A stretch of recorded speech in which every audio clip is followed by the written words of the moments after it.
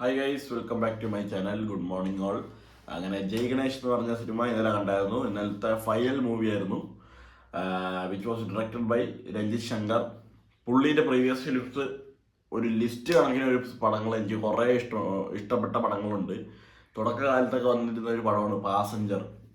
പിന്നീട് വന്ന ഒരു മോളി ആൻറ്റി റോക്സ്, പിന്നെ അർജുനൻ സാക്ഷി. അയ്യോ, അതൊക്കെ നല്ല പടങ്ങളായിരുന്നു. എനിക്ക് അതൊക്കെ ഇഷ്ടപ്പെട്ട പടങ്ങളാണ്. പിന്നെ നമ്മുടെ ചാക്കോച്ചൻ്റെ മറ്റേ രാമൻ്റെ തോട്ടം, അതൊരു ഫീല് പടമായിരുന്നു. എനിക്ക് അറിഞ്ഞുകൂടായില്ല, ആർക്കൊക്കെ ഇഷ്ടപ്പെട്ടെന്ന് അറിഞ്ഞുകൂടാ, പക്ഷേ എനിക്കതൊക്കെ ഇഷ്ടപ്പെട്ട പടമാണ്. വർഷം മമ്മൂക്കയും മറ്റേ പയ്യനല്ല ചേട്ടൻ ഇപ്പം മുതുക്ക് കണ്ടേക്കാണ്. പുള്ളിയൊക്കെ ആശാശരത്ത് മമത മോഹൻദാസ് മരിച്ച് അഭിനയിച്ച പടമാണ് പടം. വർഷം വിഷമിച്ച് ഇല്ലാണ്ടായി പോയി എന്ന അവസാനം ഒരു ഹാപ്പി ഇതും തന്ന അങ്ങനത്തെ ഒരു മൂവിയായിരുന്നു അത്. പിന്നീട് നമ്മുടെ ജയേട്ടൻ്റെ കിടിലൻ പടങ്ങൾ 1-2 ലോറുണ്ടായി. പുണ്യാളൻ 2 പ്രേതം 2, ഞാൻ മേരിക്കുട്ടി, സൂസു സുധീവ് ആത്മീകം. അതൊരു സ്പെഷ്യൽ, അതൊരു വല്ലാത്തൊരു ഫീല് പടമായിരുന്നു അത്. ഈ ലൈഗറൊക്കെ കാണിച്ചപ്പോഴത്തേക്കും എല്ലാവരും പറഞ്ഞത് നിങ്ങളൊന്ന് ജയസൂര്യൻ്റെ അടുത്ത് പോയി പഠിക്കണം തമ്പി എന്നാണ് എല്ലാവരും പറഞ്ഞു വിട്ടത്. അങ്ങനെ അപ്പോൾ കമ്മിങ് ടു ജയ ഗണേഷ് എങ്ങനെ ഉണ്ടെന്ന് ചോദിച്ചാൽ എനിക്ക് ഒരു ആവറേജ് ഫീലാണ് ഈ പടത്തിൽ നിന്ന് കിട്ടിയത്. കാരണങ്ങളുണ്ട്. എന്ന് വെച്ചാൽ സ്റ്റോറി വൈസ്, പ്ലോട്ട് വൈസ് കൊള്ളാം. ഉണ്ണിമൂന്തനെ പ്രസന്റ് ചെയ്തിരിക്കുന്ന രീതി കൊള്ളാം, അടിപൊളിയായിട്ട് തന്നെ ഉണ്ട്. ബൈ ദ വേ, ഈ പടത്തിന്റെ എഡിറ്റർ നമ്മുടെ സ്വന്തം സംഗീത് പ്രതാപാണ്, who is also known as Amal Davis in Premalu, for your kind information.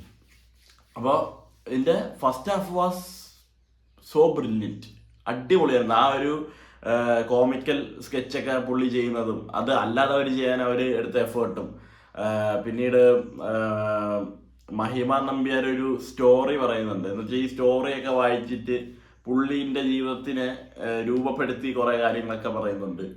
അതൊക്കെ നമുക്ക് ഇൻട്രസ്റ്റിംഗ് ആയിരുന്നു. നമ്മൾ അതൊക്കെ പിടിച്ചിരുത്തുന്നുണ്ടായിരുന്നു. പിന്നെ അശോകേട്ടൻ്റെ ക്യാരക്ടർ വാസ് സോ ബ്രില്യൻ. ഉണ്ണിമൂന്നൻ്റെ ഫസ്റ്റ് ഹാഫിൽ ഒരു സാധനമുണ്ട്, എന്ന് വെച്ചാൽ പുള്ളി ഭയങ്കര ഇൻസെക്യൂർഡാണ്, ഹാൻഡിക്യാപ്ഡ് ആയതുകൊണ്ട്. അതിനെയൊക്കെ ചൊല്ലി ബാക്കിയുള്ളവരുടെ സിമ്പതി കാണുമ്പോൾ പുള്ളിക്ക് ഇഷ്ടപ്പെടില്ല. ഞാനിങ്ങനെ ആയിന്ന് ഞാൻ ആക്സെപ്റ്റ് ചെയ്ത് കഴിഞ്ഞാൽ നിങ്ങളെന്താ ആക്സെപ്റ്റ് ചെയ്യാത്ത, അങ്ങനത്തെ ഒരു സീൻ. പുള്ളി ആരും സ്നേഹിക്കുന്നില്ല, ആ പുള്ളിക്ക് സിമ്പതി മാത്രമാണ്. അതൊക്കെ ഉള്ള കാര്യമാണ്, ഇങ്ങനെയൊക്കെ ഉണ്ടാകുന്നവർക്കൊക്കെ ഉള്ള കാര്യമാണ്. അതൊക്കെ നല്ല രീതിയിൽ തന്നെ പറഞ്ഞു പോയിട്ടുണ്ട്. ഫസ്റ്റ് ഹാഫിൽ ആ ഒരു സ്റ്റോറി ബിൽഡിങ്ങും സംഭവങ്ങളെല്ലാം അടിപൊളി. പിന്നെ ക്യാമറ ആയാലും മ്യൂസിക് ആയാലും സൗണ്ട് ഡിപ്പാർട്ട്മെൻറ്റ് എല്ലാം അതിൻ്റേതായ വഴിക്ക് നല്ലതായി ചെയ്തു പോയിട്ടുണ്ട്. അവിടെ ഒന്നും നമുക്കൊരു പിഴവ് പറയാൻ പറ്റില്ല.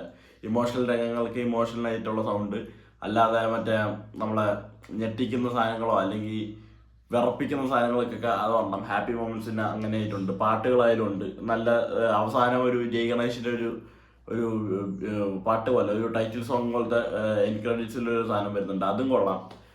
സെക്കൻഡ് ഹാഫിൽ എന്താ പറ്റിയെന്ന് അറിഞ്ഞൂടാ, എനിക്ക് വല്ലാണ്ട് ബോറടിച്ച്.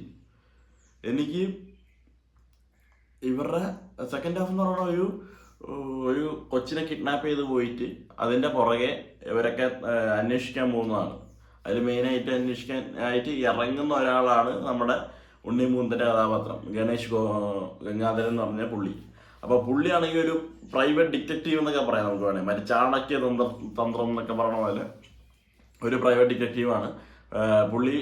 ഒരു ഗ്രാഫിക് ഡിസൈനർ, അങ്ങനെയാണ് എന്തിനാണ്, ഗ്രാഫിക് ഡിസൈനറാണ്, സോഫ്റ്റ്വെയർ എഞ്ചിനീയറാണ്, എന്തിനാണ് ഈ IT ഫീൽഡിൽ വർക്ക് ചെയ്യുന്ന, IT ഫീൽഡല്ല, ഒരു ചാനലിന് വേണ്ടി വർക്ക് ചെയ്യുന്ന ഒരു ഗ്രാഫിക് ഡിസൈനറെ പോലത്തെ ഒരാളാണ് പുള്ളി. സ്കെച്ച് ചെയ്യും, അത്യാവശ്യം ബാക്കി പരിപാടിയൊക്കെ ചെയ്യും, എത്തിക്കൽ ഹാക്കിങ് അങ്ങനത്തെ പരിപാടി എല്ലാം അറിയാം പുള്ളിക്ക്. അപ്പോൾ പുള്ളി ഒരു ഡിറ്റക്റ്റീവിനെ പോലെ നൈറ്റ് ഇരുന്ന് ഇങ്ങനെ ജനറലായിട്ടുള്ള കേസുകളൊക്കെ എടുത്ത് അതിനെക്കുറിച്ച് കുറേ പഠിച്ച് അതിലേക്കൊക്കെ കുറേ വഴിയൊക്കെ ഉണ്ടാക്കി ഈ നമ്മുടെ എന്താ പറയുക കോർട്ടിലേക്കൊക്കെ ഒന്ന് ലീഡ് ചെയ്ത് കൊടുക്കും. അവർക്കൊക്കെ ഇതൊക്കെ ഒന്ന് ഇട്ട് കൊടുക്കും സത്യാവസ്ഥ അറിയാൻ വേണ്ടി. അപ്പോൾ സെക്കൻഡ് ഹാഫിലേക്ക് വരുമ്പോഴത്തേക്കും പുള്ളി ഒരു കിഡ്നാപ്പിന്റെ പുറകെ ഇങ്ങനെ നടക്കുകയാണ്. അത് വേറൊന്നും കാണിക്കണില്ല.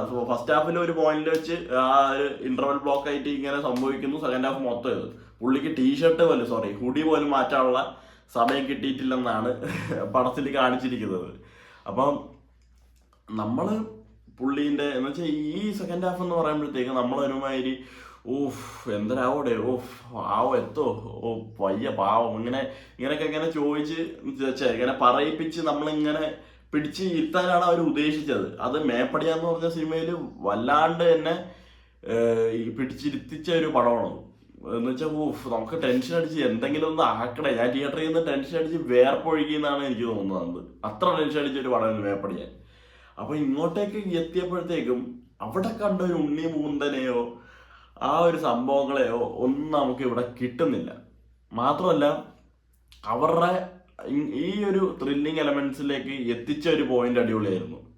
പക്ഷേ അതിന്റെ എക്സിക്യൂഷൻ, വില്ലന്റെ ഒക്കെ ഒരു മോട്ടീവ് എന്നൊക്കെ പറയുമ്പോഴത്തേക്കും അതൊക്കെ നമ്മൾ 10 കൊല്ലം മുമ്പ് എന്തോ കണ്ടൊരു സാധനങ്ങളൊക്കെയാണ് വന്നിരിക്കുന്നത്. ആ ഒരു execution was bore for me.